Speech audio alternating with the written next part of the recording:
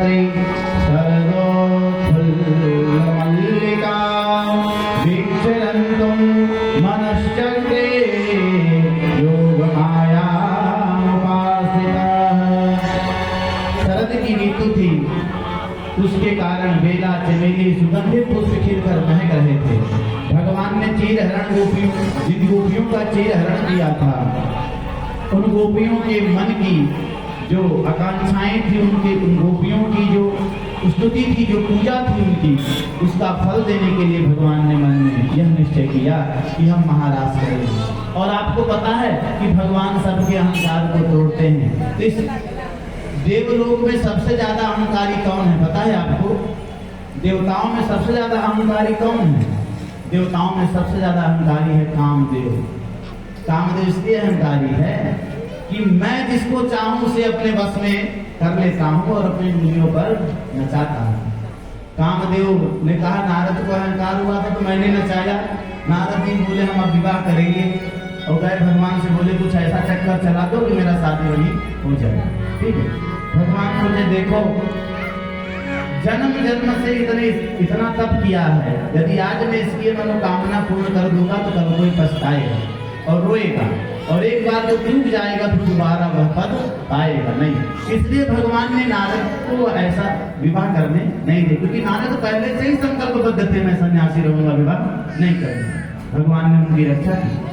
उसी प्रकार भगवान शंकर जी एक समय जब कामदेव उनकी जब माता पार्वती से विवाह कराने के लिए भगवान शंकर जी की समाधि तोड़नी चाहिए, उस समय उनसे बाण चलाया, लेकिन भगवान शंकर जी का तीसरा से टूटने पर भस्म तो हो गए, लेकिन उनके मन में फिर भी अहंकार था। जब भगवान समुद्र मंथन के समय विष्णु भगवान मोहिनी रूप धारण किए थे, तब भगवान शंकर जी को भी मैंने जीत लिया था, एक कामदेव को। अब भगवान श्री कृष्ण कहते हैं कि चलो आज हमारा भी और तुम्हारा टक्कर हो जाए, मैं आपको हर अस्त्र शस्त्र दूंगा, ठीक है, जो चाहते हो सब मिलेगा। चांदनी रात होगी और पुष्प भी बड़े सुगंधित सुगंधित होंगे, है ना, और तुम जो चाहो तो कर सकते हो। कामदेव से बोले भगवान मुझको पराजित करके दिखाओ। तो कामदेव बोलते हैं बिल्कुल पराजित कर देंगे जी, इसमें क्या लगा है, आप आओ तो सही मैदान में। तो भगवान बोले लेकिन अगर हारोगे तो कामदेव बोले अगर मैं हारूंगा आप मुझे अपना पुत्र बना लेना, ठीक है, अगर मैं पराजित हो गया तो अपने पुत्र के रूप में आप मुझे रख लेना, मैं आपका बेटा बन जाऊंगा। भगवान हर दृष्टि से कामदेव कृपा पाना चाहता है। अब भगवान बंसी बजाना प्रारंभ करते हैं। सम्य गीतम तदंगवर्धनम व्रजस्त्रिय विष्णुगृहीपानसा। भगवान बंसी बजाना प्रारंभ करते हैं, और जब भगवान की मधुर मधुर बंसी की आवाज गोपियों के कानों में गई, तो जो गोपी जिस अवस्था में थी वो दौड़ी दौड़ी वन की ओर चल पड़ी। ठीक है, अब जब भगवान परमात्मा जिसे बुलाना चाहे तो कैसे घर में रुक सकता है जी?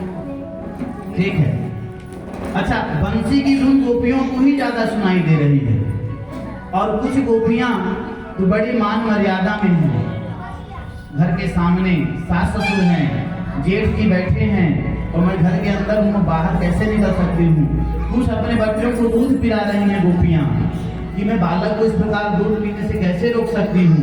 तो उन्होंने नेत्र को बंद कर लिया, और नेत्र बंद करके ही भगवान श्री कृष्ण में लीन हो गई।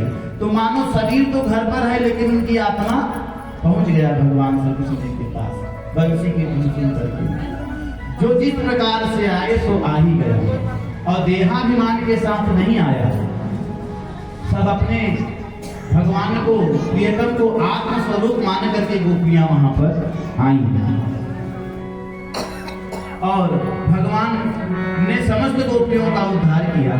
यहाँ राजा परीक्षित के मन में एक प्रश्न पैदा हुआ, एक जिज्ञासा उत्पन्न हुई, और राजा परीक्षित व्यासनंदन सुखदेव महाराज जी से पुनः प्रश्न करते हैं।